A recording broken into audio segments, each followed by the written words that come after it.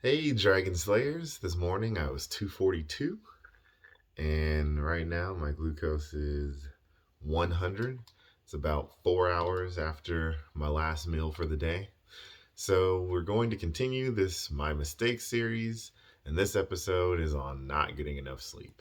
I know so many adults suck at this, and not getting enough sleep can actually raise your blood sugar, surprising enough.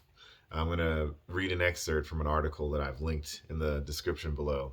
It says that restorative sleep might also lower unhealthy blood sugar levels by promoting healthy systems.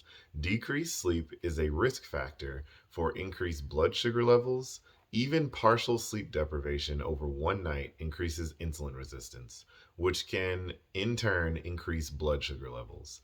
As a result, a lack of sleep has been associated with diabetes and blood sugar disorders. Yeah, sleep, you know this. I know this, you know this, right? Sleep is so important. Of all the vital things to being human, sleep is really at the top, right? It's probably more important than diet's probably number one, sleep's probably number two. That's just my opinion. And so there's so many factors that happen, right? So one of them is cortisol. Cortisol is increased by sleep deprivation, and that also increases glucose.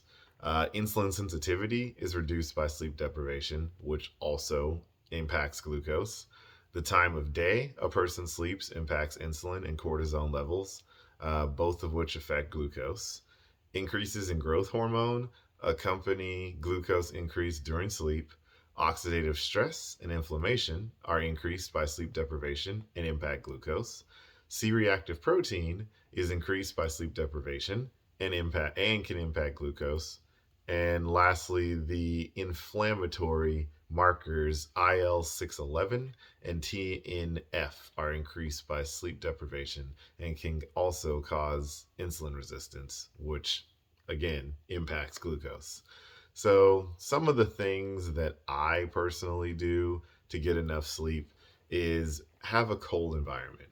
If you already live in a cold environment, great. Like, don't crank your heater up to 70 at night. I prefer 67. That's my perfect sleeping temperature. And I know there's a lot of people out there going to be like, oh my gosh, 67. Like, that's so cold. Well, I sleep so much better. And I've always been this way my whole life. I love a really cold environment at night.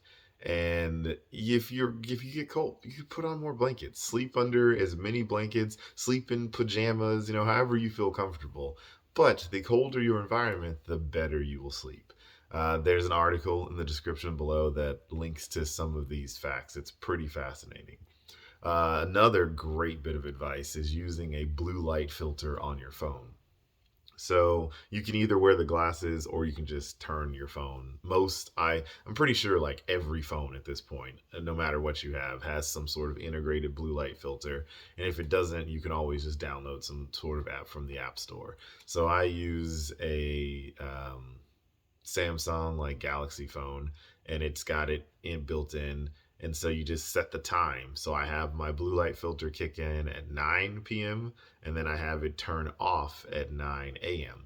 And you don't have to crank it all the way up to the max where you have this intensely red screen. I put mine at like midway. It's like 50%. So it's red-ish, right? And it's awesome. I did notice that I got better quality of sleep and I fell asleep faster. So it's not just a myth. There's an article in the description below that explains the nuances and the technicalities of why blue light keeps you awake and keeps you hyped. And my last tip is just laying in bed, right? And I know that sounds crazy, but generally, I lay down about an hour before I actually plan to go to sleep. So I find that if you're already calm and in a state of rest, it is so much easier to just fall asleep. I read a lot, so I will read in my bed, watch YouTube videos in my bed, research, I do all sorts of stuff before bed and it calms me down. So try laying down at least an hour earlier before you plan to actually fall asleep. So that's what I've got for you guys today. And remember that together, you and I will slay the dreaded diabetes dragon.